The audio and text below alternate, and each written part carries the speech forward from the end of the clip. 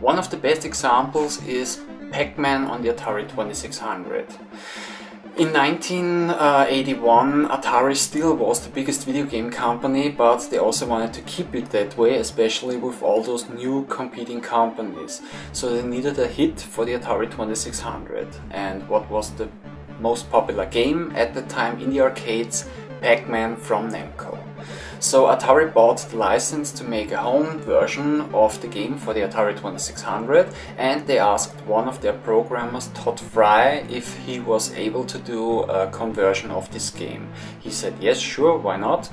And yeah, so he started working on Pac-Man. Now, I've heard and read somewhere that he actually only had 6 weeks to develop the game, or that he was able to finish the game in 6 weeks, but I'm not 100% sure if that's true or not. Anyways, while Todd Fry worked on Pac-Man, Atari made some research to find out how many consoles were already sold of the 2600, so they could figure out how many copies they make of the game. And this was the time where Atari got a little bit insane, because they thought that since the game was so popular in the arcades, that the home version on the Atari 2600 will even do better. And after they found out that about 10 million consoles were sold, they decided to make 12 million copies of Pac-Man, because they thought that everybody who has a console will buy this game, and about 2 million people who don't have a system will only buy the Atari 2600 to play Pac-Man. Now, the game was released in 1981, and it was advertised as slightly different than the arcade game. In the end, it turned out that it wasn't slightly different, it was just a very poor conversion of the arcade game. And yeah, if you play this game a little bit longer, then you get headaches, especially because of the flickering ghosts.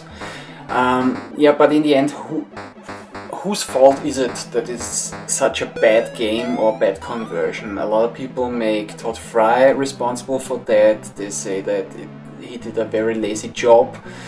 But you know what, in the end it was Atari's fault, because when they told Todd Fry that if he can make this game, and he said yes, they also told him that he must make the game for the cheaper 2 kilobyte ROM cartridges. And actually he said, or he mentioned it a couple of times to Atari, that he can make a better version of this game if they would give him the 4 kilobyte ROM cartridges. And one of the improvements would be that the ghost would not flicker anymore. But Atari always turned him down and said that he has to do it on the 2 kilobyte ROM cartridges, because the 4 kilobyte cartridges ROM cartridges would increase the production cost. So in the end, what you're gonna do? So the game was made for the 2 kilobyte ROM cartridges, and this is the reason why this is such a bad version. And yeah, in the end 7 million copies were sold of the game Pac-Man, and it's this makes it the best-selling game on the Atari 2600, and thanks to the royalty contract that Todd Fry had at that time with Atari, he got for every copy that was made, not sold, that was made, he got 10 cents. And yeah, this made him the first video game programming millionaire. But in the end, Atari got stuck with 5 million copies that weren't sold in the end. Also, a lot of those 7 million people who bought a copy of Pac-Man were really disappointed about the game, and yeah, actually a lot of them lost the trust in Atari as a quality video game programming company. So they actually lost also a lot of customers just by releasing that game. And yeah, by the year 1982, Atari already made so many mistakes, and actually the video game industry was struggling almost everywhere.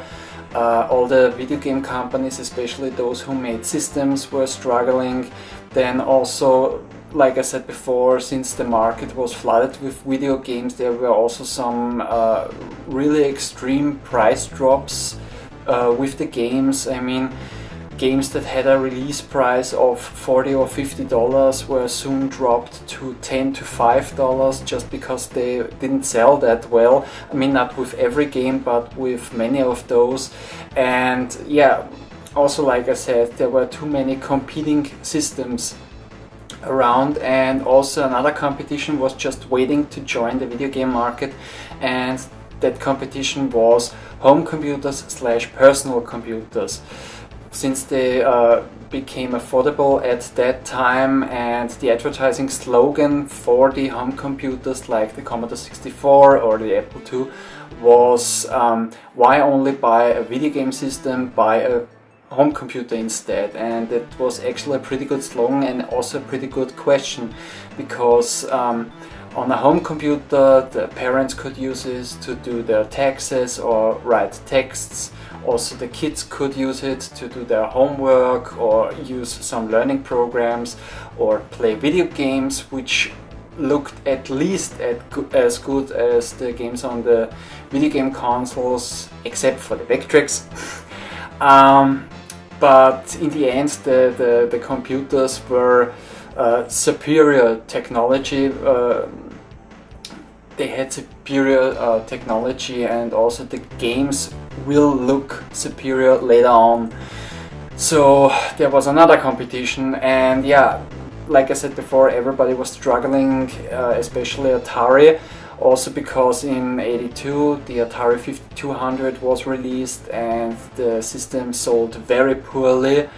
So yeah, like I said, everybody was struggling, but one man had an idea, and that man was Steve Ross, CEO of Warner Communications, the owners of Atari.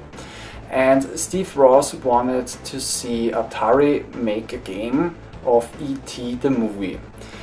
And I guess he came up with this idea because E.T. was very popular at the time since the movie was released, and because of its worldwide success and all the money Spielberg and Universal Studios made with this movie. And I guess he came up with the idea because he thought everybody likes the movie E.T., everybody likes the character E.T., so everybody will like the video game E.T., and everybody will buy the video game E.T. Now, another funny thing that I read in the internet, and I also can't say that it is true or not true, but I've read somewhere that Steve Ross asked Ray Kassar about what he thinks about his idea, and the response of Ray Kassar was that he thinks that this is an idiotic idea. But like I said, I don't know if it's true or not. But anyways, so Steve Ross wanted to see his plans come true, and yeah. They wanted to get the license from Spielberg and Universal Studios to make a home version for the Atari 2600, and in the end they paid $25 million to get the license. And that's not only a lot of money, it actually also took a very long time to get this deal done. So by the time they had the license, Atari figured that whoever is going to make this game only has 5 weeks to program it. And yeah, they asked a couple of programmers, and as far as I know, everybody turned them down. And in the end they asked Howard Scott Warshaw if he wanted to do the game, since he already worked with Spielberg on Raiders of the Lost Ark. And yeah, he actually accepted the challenge, and in the end, yeah, E.T. No, wait a minute. Atari decided to make 5 million copies of the game, which actually surprises me, because if you think about it, they were so confident that the game will sell that well.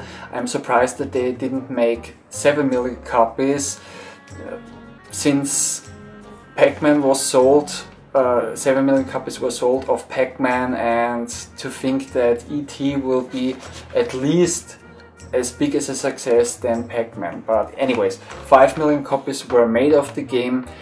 Like I said, Howard Scott Warshaw only had 5 weeks to make this game, and from those 5 millions, between 1 to 1.5 million copies were sold, which is actually not that bad.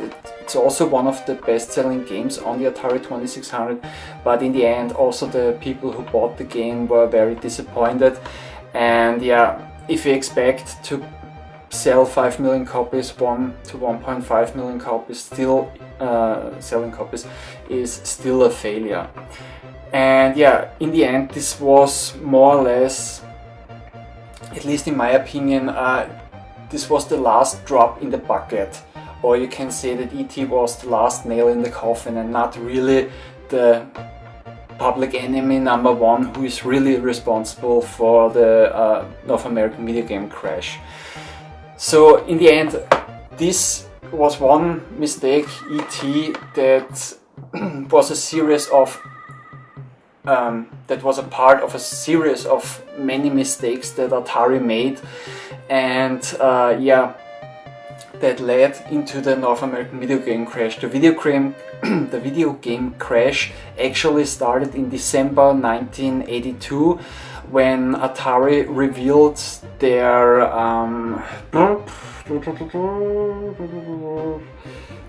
earnings statement and announced that Atari has grown 10%, or a little bit more than 10%, which actually sounds not bad at all.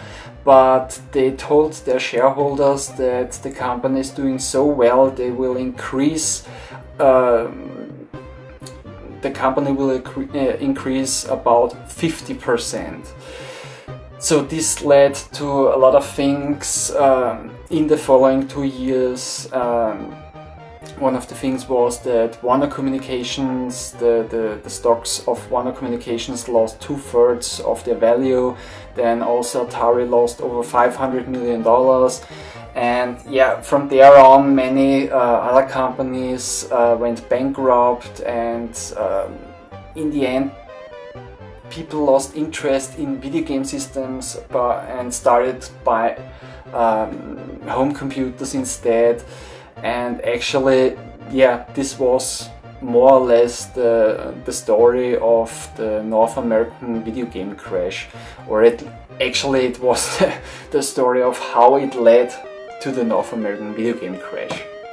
Okay, the last story that I also have to tell is the famous ending of the video game E.T. for the Atari 2600, because it is known that all the copies that weren't sold, 3.5 to 4 million copies, Atari sent those to a landfill in Alamogordo, New Mexico, and there they were crushed and encased in concrete. So the very famous ending of E.T., the video game.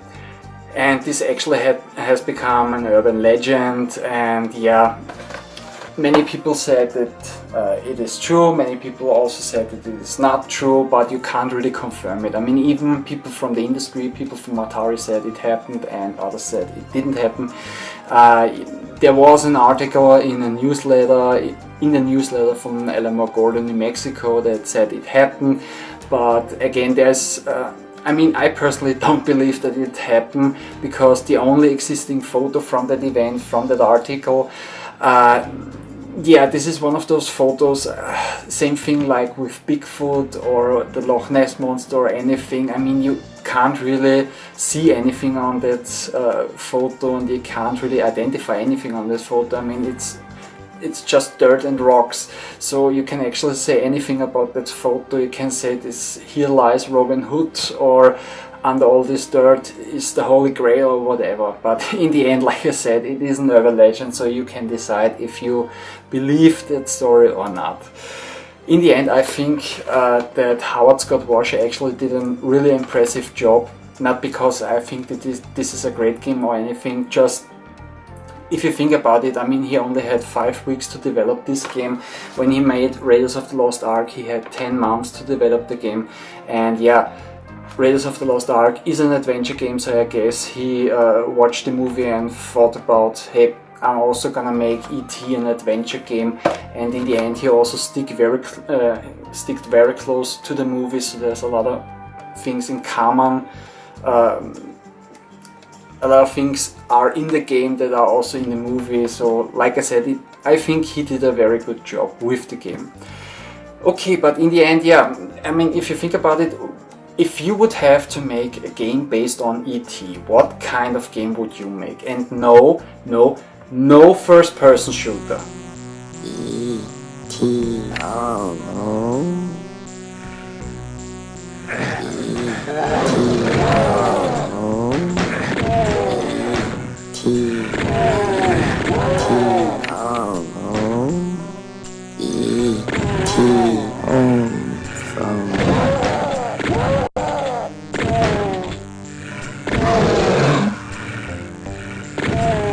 First-person shooters were no option. Number one, they weren't invented yet, or at least not in the way that we know them today. And number two, games based on a movie, at least at that time, actually had something to do with the movie. And I personally thought about that question myself, and yeah, the only thing that I could come up with was some kind of jump and run in the style of Pitfall or Smurfs. So you walk from left to the right, you jump over some obstacles and maybe collect some candy for points, and in the end you try to get to the ship. So in my case it would have been some kind of a rip-off, but anyways, that was my idea. Yeah, but if you have any other ideas for a video game based on E.T. and just thinking about it, that the game would have to be a game for the Atari 2600, and yeah, like I said, if you have some ideas and you want to share it with me and the other viewers, then feel free to make a comment on this video. And yeah, in the end, this was my review of E.T. for the Atari 2600. And I also told the story of the big video game crash of 1983 and 84, or actually what kind of events led to the video game crash of 1983-84. And yeah, actually it would not surprise me if I only get negative feedback on that video, because I actually defend the game E.T., but anyways, who cares? So yeah, I hope you enjoyed the show. Maybe see you next time. Take care. Bye.